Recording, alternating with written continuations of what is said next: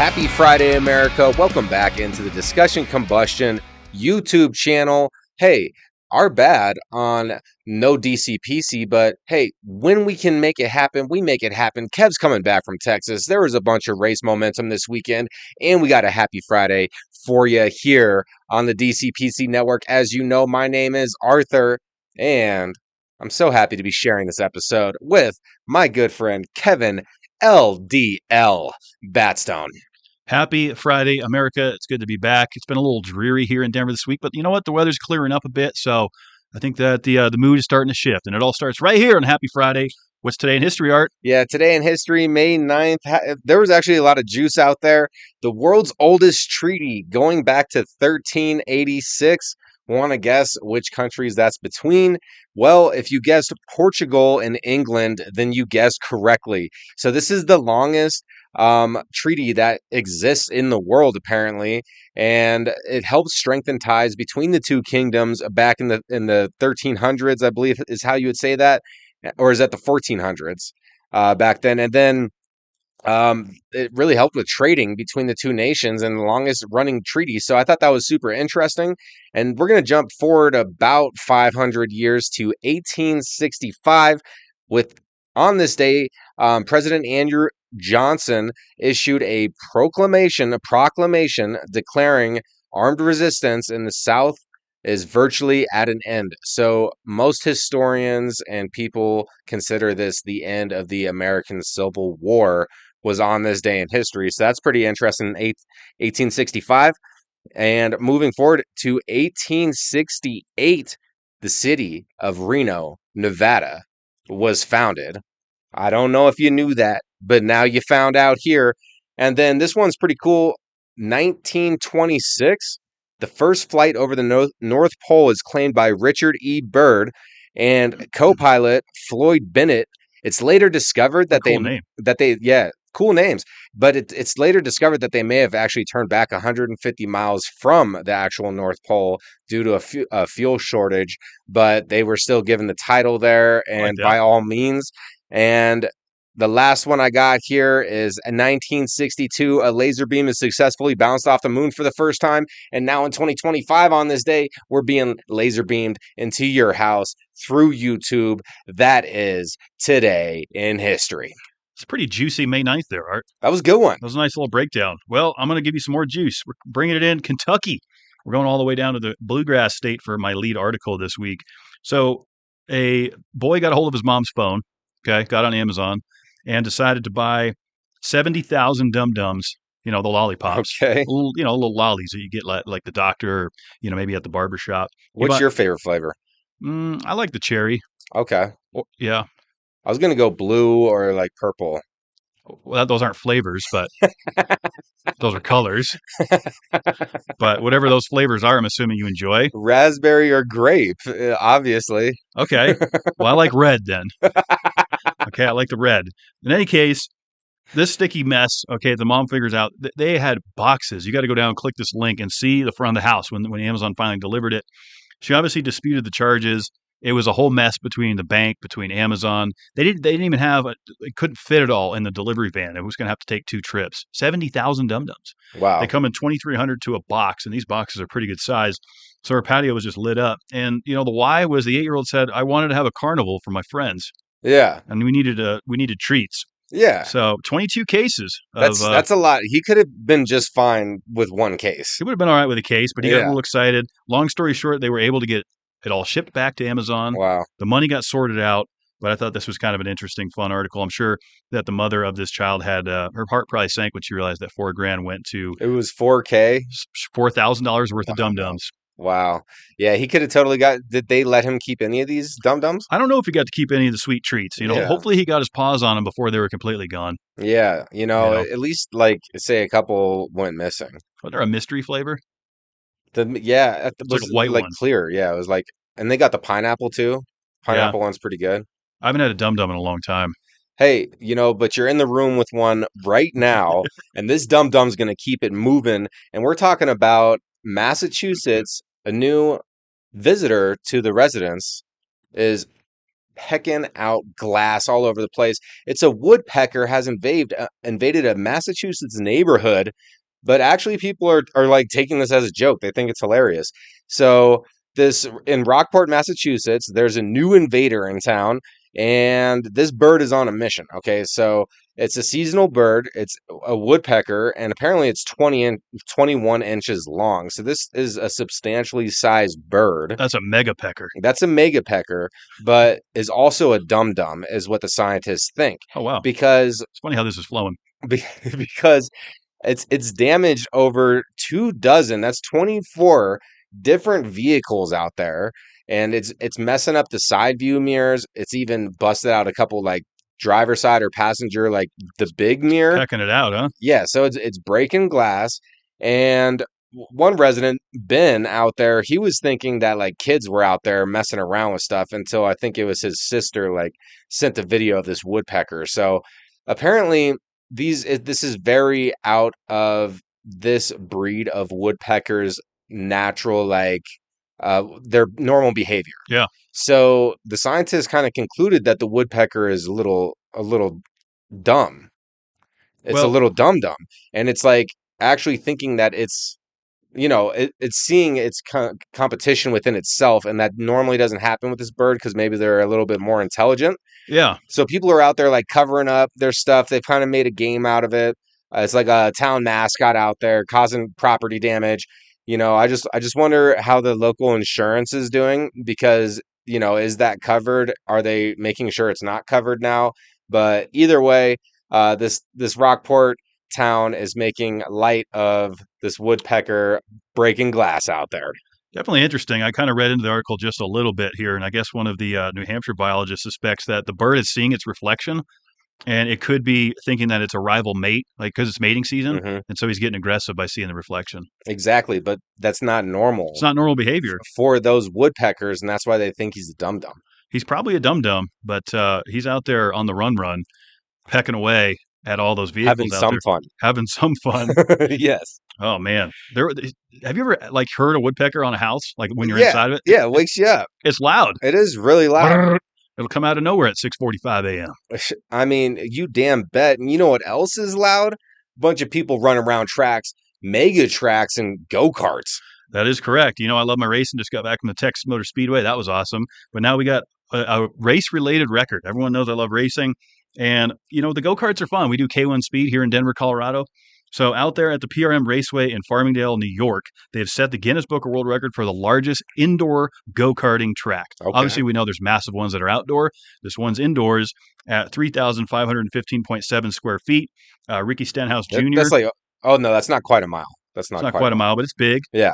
Stenhouse Jr., who runs in the NASCAR Cup Series, finished sixth in Texas this week, went out there on Tuesday to break this thing in and set down the first lap at 1 minute and 39 seconds.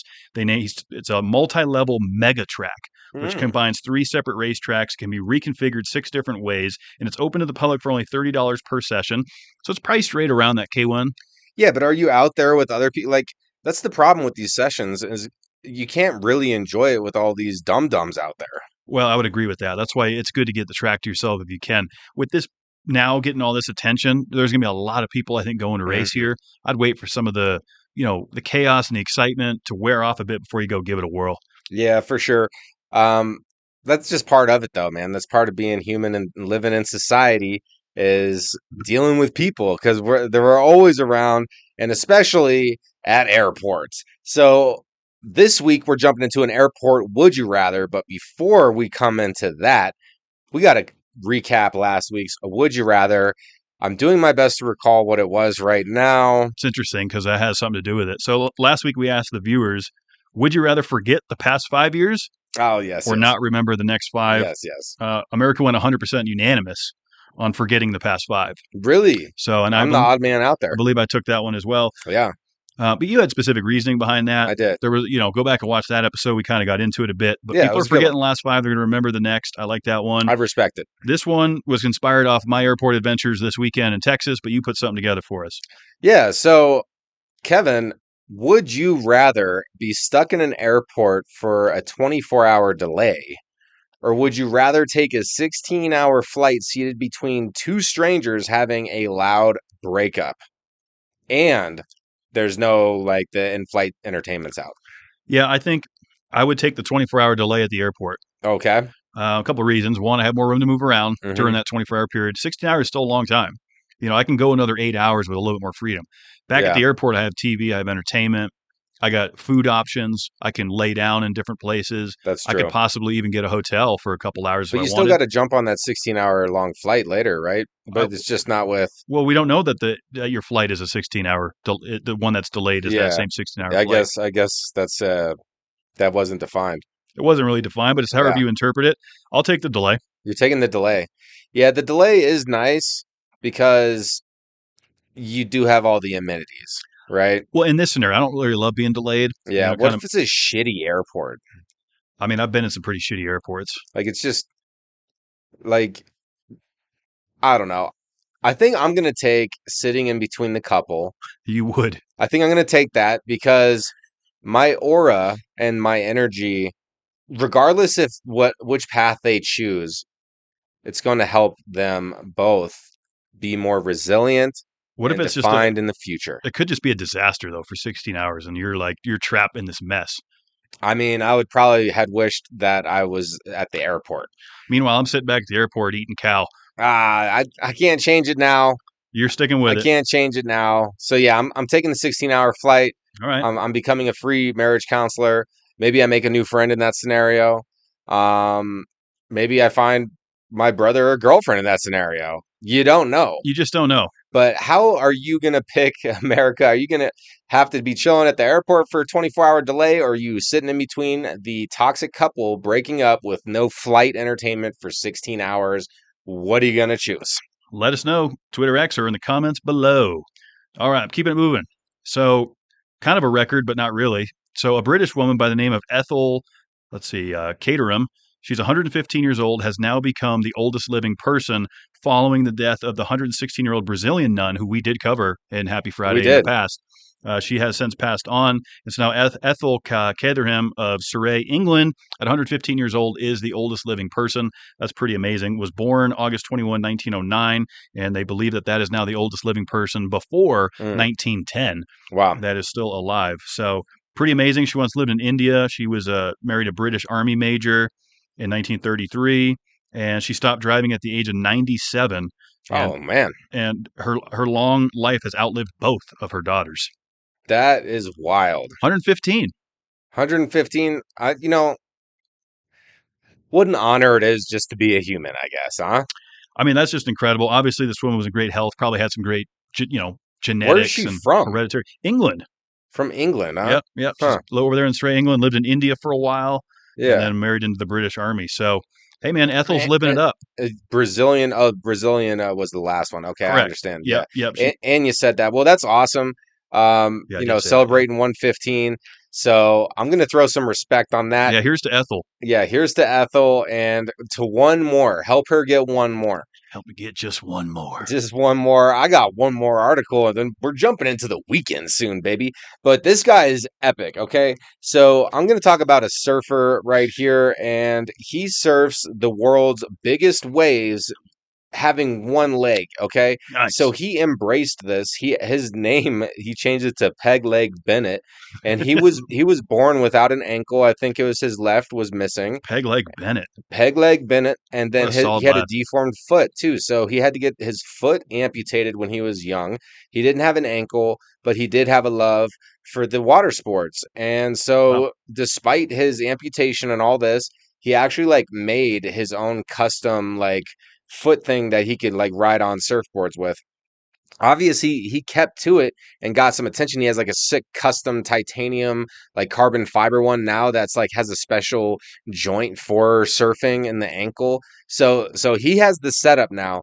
But I just think it's awesome how when you stick to it, he's like, I don't believe in I don't believe in barriers. I believe that we can do it, you know, and there's a lot that I could go into here about different achievements and schools and different classes he's done. But really, I wanted to highlight this one because, even I was driving to go to Red Rocks, Colorado, to do the morning workout things. I've been to a bunch of shows there, never done the workout things. I went, it was fun. But on my way up there was a bicyclist and he had one arm. So if this dude's out here riding a bike in the foothills of Colorado with one arm, we got Peg Leg Bennett on the surfboard with technically one peg leg, and then if you have all your working, everything works, and then you're literally doing nothing, it's like, what kind of excuse is that? So I agree. I had to bring this one up because you got people putting in work out there and making it happen regardless. Well, and yeah, kudos to the doctors and some of the developers. I met a guy when we were in Texas down there doing some networking that does prosthetics for a living and innovates on these different things and the joints and the arms and the feet and the ankles and all that.